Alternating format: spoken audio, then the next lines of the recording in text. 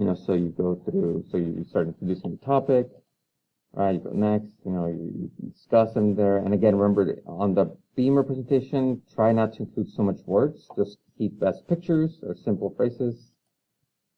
The video doesn't have to be big. What do you mean the video doesn't have to be big?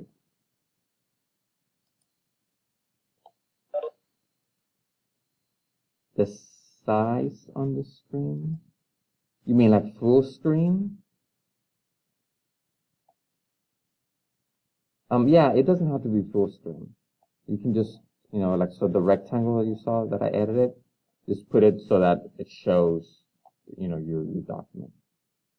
All right, so this I put it myself in full screen, but you could have just shown like this, and then just kind of scroll through the pages like this, right? In that case, I would make my screen that I want to record it smaller, right? And when you're done, or you discuss what your topic